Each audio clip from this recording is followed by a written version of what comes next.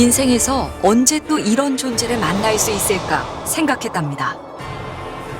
아버지라는 표현보다도 더 의장이었던 것 같아요. 너의 남편이 너를 버릴지라도 나는 너를 결코 버리지 않는다. 그런데 제가 이번 주일날 사임을 밝혔습니다.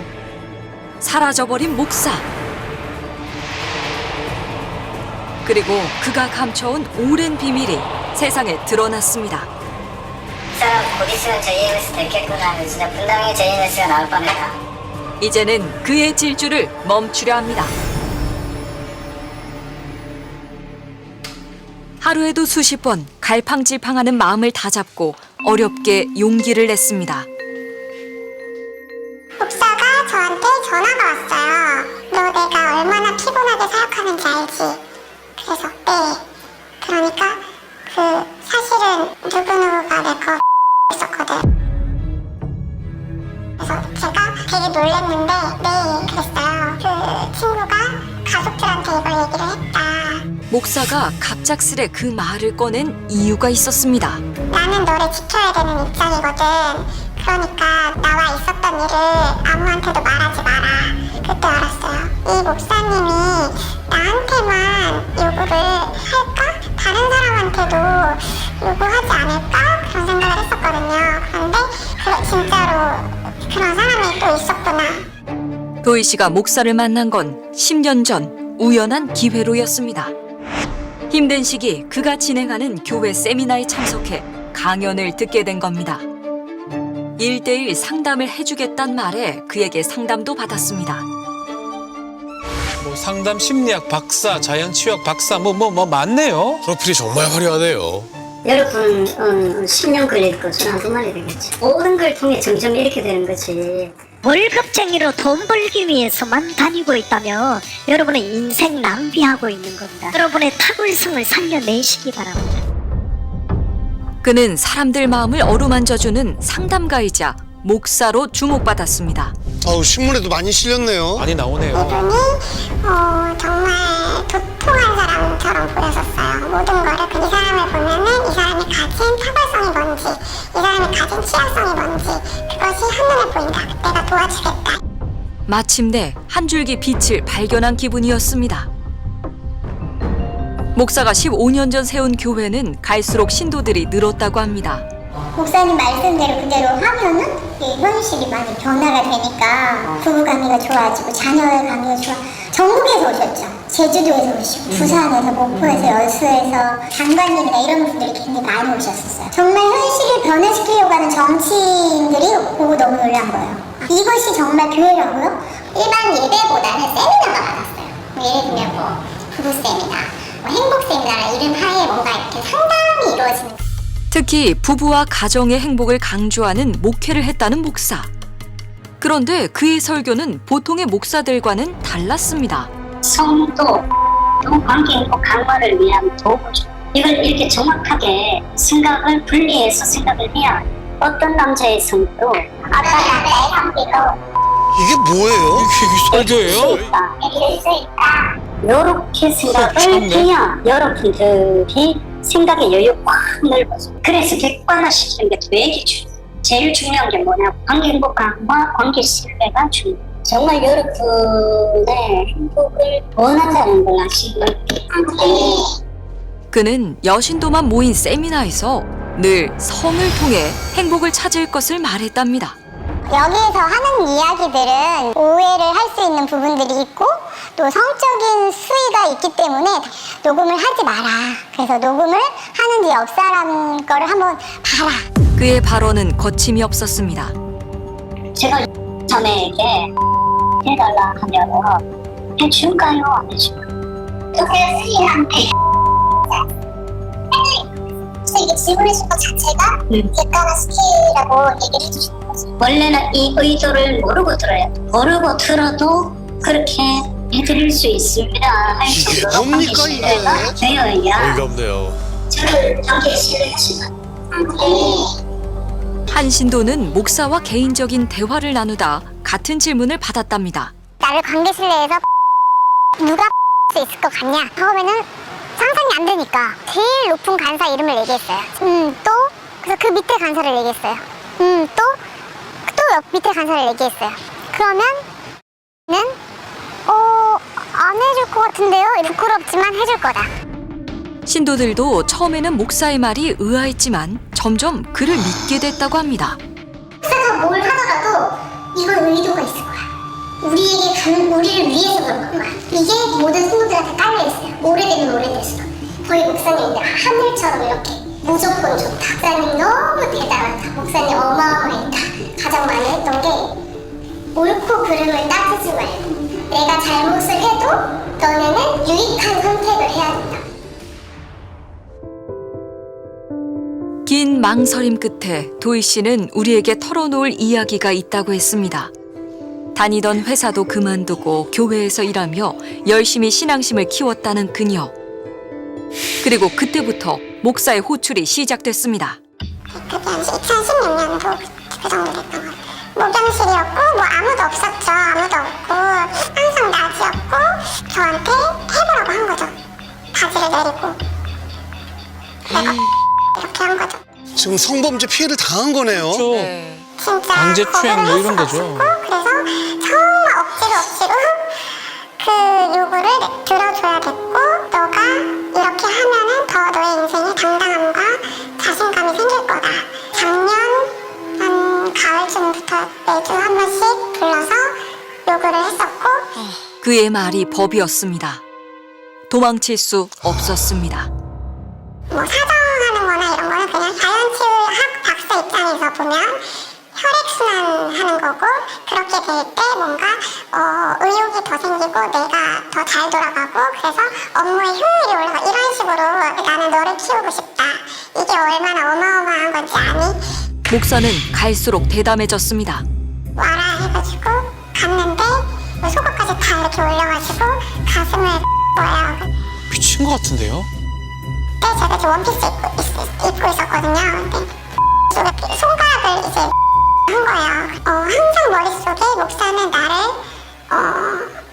사랑하고 나를 내 아버지보다 더 사랑하고 항상 그렇다고 생각했기 때문에 그 상황에서 이제 가만히 있었죠. 미칠 것 같았는데 아무 저항을 하지 못하고 나와서 계속 그게 생각이 나서 집에 가서도 계속 그게 생각이 나고 목사의 행동이 잘못됐다는 사실을 깨닫는 것조차 긴 시간이 걸렸습니다. 이게 그러면 성범죄였구나. 내가 당한 것이 가랑비에 옷젖듯이 그냥 계속 그렇게 세뇌가 됐고 문제는 다른 신도들도 상황은 마찬가지였다는 겁니다. 일본에서는 전쟁도 많고 적도 많고 그렇기 때문에 아빠 입장에서는 자기 딸이 죽는 게 나을까요? 해주고 사는 게 나을까요? 해주고 사는 게 나을까요?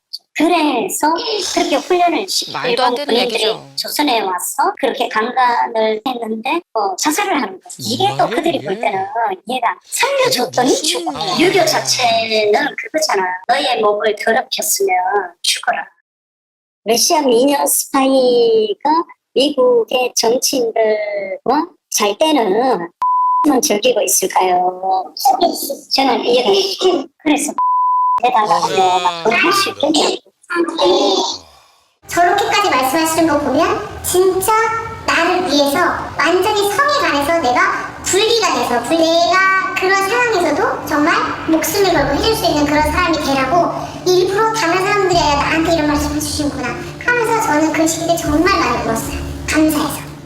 목사의 말과 행동이 나를 위한 것이라 믿었던 신도들. 그 끝은 추악함이었습니다. 저는 사실 머리로는 이해가 됐는데 몸에서는 거부 반응이 있었거든요. 근데 그건 좀 이상하지 않았어? 라고 묻지도 못하는 그런 분위기예요. 물어보면 목사님 감개실을 못한다.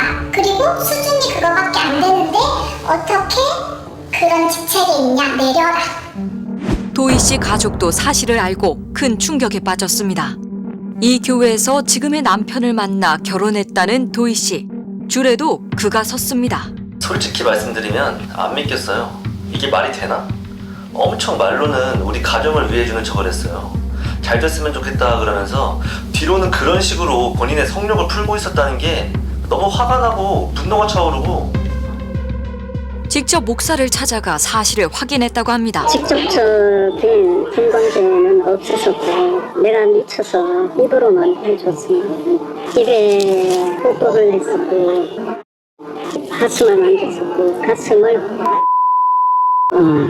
내가 제정신이 아니었어. 나는 입이 열 때라도 할 말이 다 내 잘못이고 다 사과한다. 가정들을 내가 해주고 싶은 생각이 전혀 없어. 한 번에 다 잊혀지진 않겠지만 다 용서하시고 정말 가정 행복하게 잘 사셨으면 좋겠습니다. 목사의 민낯은 여기서 끝이 아니었습니다. 뭐 또 있나 본데요?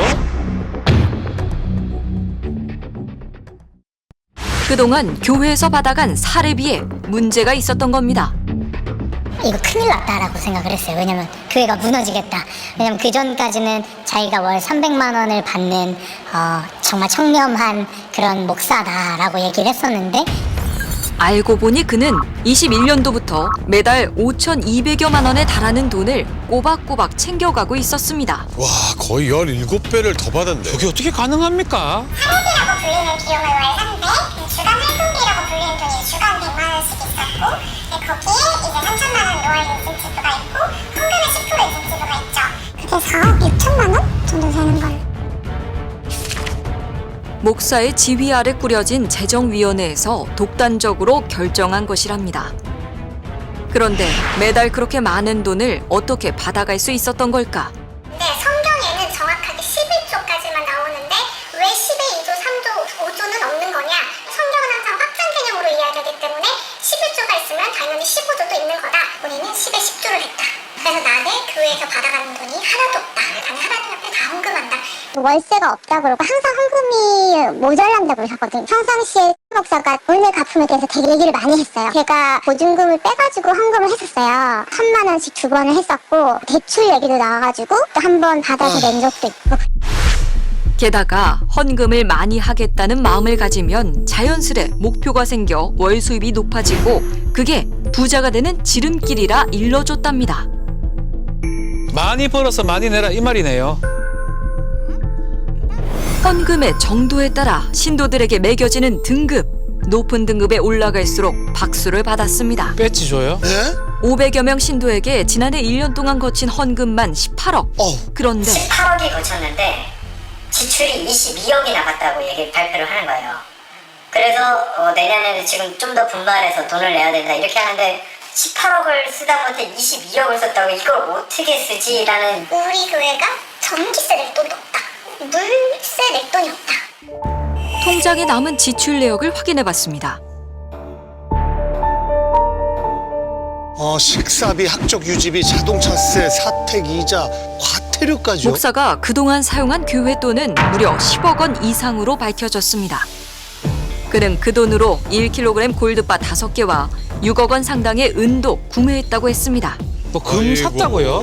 진짜 목사님과 인생을 함께 하려고 했던 거였고, 그러니까 어떻게 보면 목사님께서는 우리와 동일한 생각이 아니셨다는 걸 깨달았을 때 충격도 너무 컸었죠. 아무도 모르게 쌓아 올린 왕국. 어떻게 가능했던 걸까? 제가 주목한 부분은 신도들 간의 어떤 경쟁심을 부추긴다라고 하는 거거든요. 네가 더 나은 존재가 되어야 된다라고 하는 것. 집착이 생기기 시작하겠죠. 내가 목사님이 이야기한 대로 더 반응을 해야 되겠구나라고 하는 합리적인 판단이 안 되고 어떤 도덕적인 윤리적 검토가 안 일어나는 이런 구조가 만들어져 버리는 거예요. 그러다 보니까 이런 교회 안에서는 어떤 지도자들의 기행이 벌어질 수 있는 그런 구조가 만들어진다라고 저는 생각을 하고 있어요.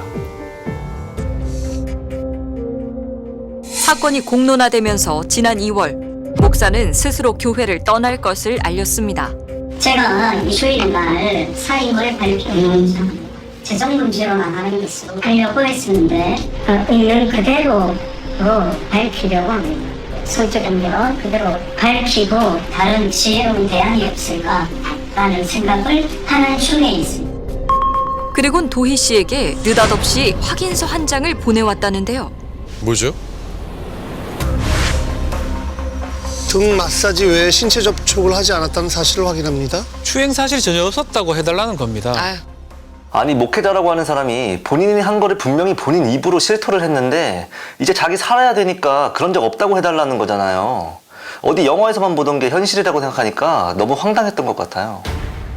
그동안의 일이 알려지면서 목사는 자신이 속해 있는 노회의 재판을 받게 됐습니다. 그런데 도희 씨 가족에게 온 전화 한 통, 목사의 아내였습니다. 만약에 합의를 하시겠다 이런 말씀을 주시면 저희는 재산을 더 넘겨드릴게요. 목사님께서 지금 선택의 기로에 서 있어요. 지금 빨리 판단이 안 서세요? 가족들은 합의를 거절했고 목사는 노회로부터 정직 7년 처분을 받았습니다. 경직이면 약한 거 아닌가요? 노회 측은 왜 이런 결정을 내렸을까? 목사 측에서는 성범죄에 대해서는 뭐 전부 인정을 하는 건가요? 본인이 인정도 했고 7년 후에 다시 이제 풀어주는 거죠. 정직을. 우리가 뭐 합당하게 한 거죠. 추후에 다시 목회를 연다면은 또 그런 일이 발생할 수도 있는 일이잖아요. 발생하면 또 그때는 또 벌을 주면 되는 거죠. 이건 정직이 아니라 면직감이죠.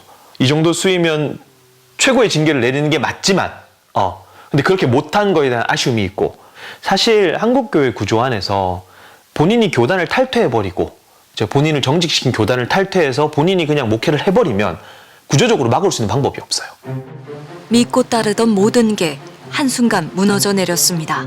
그 마음을 추스리기도 전에 그녀를 더 괴롭게 만드는 일이 일어났습니다. 도희 씨가 먼저 목사를 노리고 접근한 거라며 누군가 유언비어를 퍼뜨리고 다닌다는 겁니다. 아니 목사가 다 인정을 했잖아요.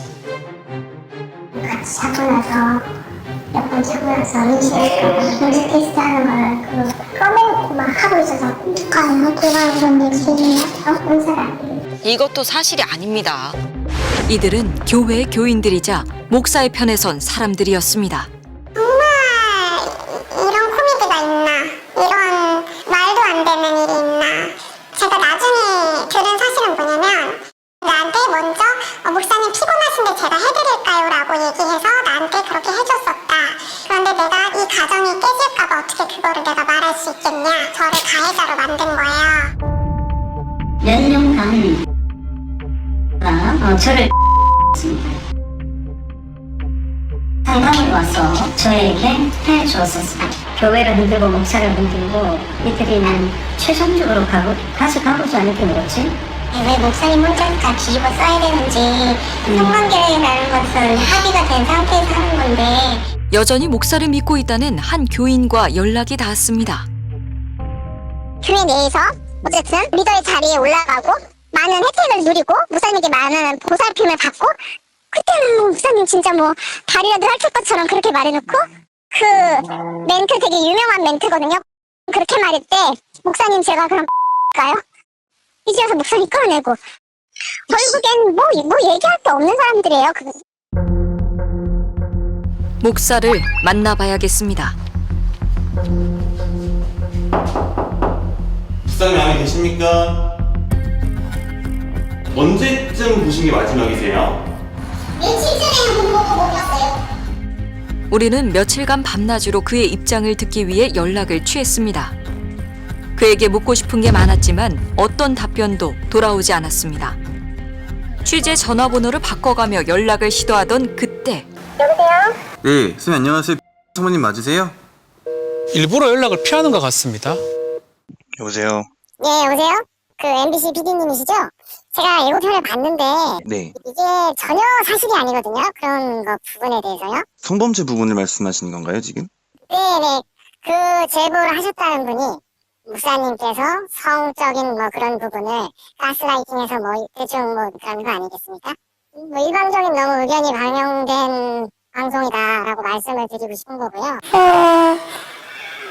진정한 사과 이런 것은 사실 지금 기대하는 마음은 사실 많이 없어진 것 같아요.